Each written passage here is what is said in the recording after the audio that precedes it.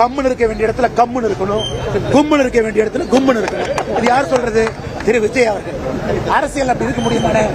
கம்முன்னு இருக்க வேண்டிய இடத்துல கம்முன்னு இருப்பேன், கும்முன்னு இருக்க வேண்டிய இடத்துல கும்முன்னு இருப்பேன்.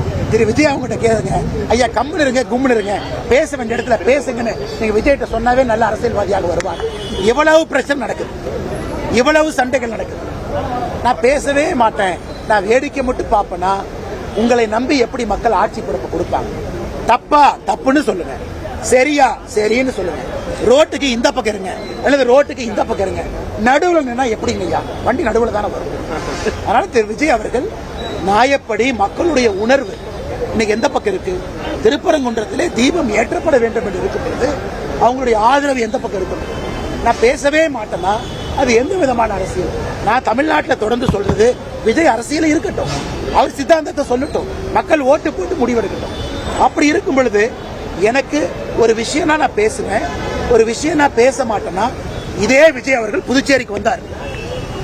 நம்முடைய ஆட்சியில, கூட்டணி ஆட்சியில ஒரு எம்எல்ஏ மந்திரி ஆயிட்டாரு, அவர் சிறுபான்மையர் அப்படிங்கறக்காக அவருக்கு பொறுப்பு கொடுக்கணும் விஜய் பேசினாரா இல்லையாங்கண்ணா?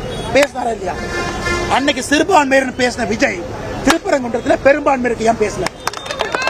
இதே புதுச்சேரிக்கு வந்து சிறுபான்மையர் எம்எல்ஏவா இருக்காரு, அவருக்கு பொறுப்பு கொடுக்காததற்கான காரணம் அவர் சிறுபான்மையர் பேசிய விஜய் அந்த பெரும்பான்மையர் மக்கள் துன்பத்தில் இருக்கும்போது ஏன் பேசல?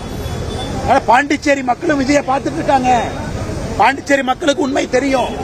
அதனால் தேர்தல் களத்தில் மோதுவோம், நியாயமான விஷயத்திற்கு ஒன்றாக இருப்போம் என்பதுதான் நான் திரு விஜய் அவர்களுக்கு சொல்லக்கூடிய ஒரு தாழ்மையான. இதுக்கெல்லாம் இப்போது அண்ணாமலை மற்றவங்களுக்கும் இப்போது பதில் சொல்ற நேரம் இல்லை. இது நாங்கள் எங்கள் கூட்டத்தை சிறப்பான முறையில் நடத்துவதற்கு தான் நாங்கள் அந்த ஆயத்த பணிகளை ஏற்றுக்கொண்டிருக்கிறோமே தவிர மற்ற ஒவ்வொருடைய கருத்திற்கும் பதில் சொல்ல முடியுமா என்று நீங்கள் கேட்டால் அதற்கு இப்போது அதற்கான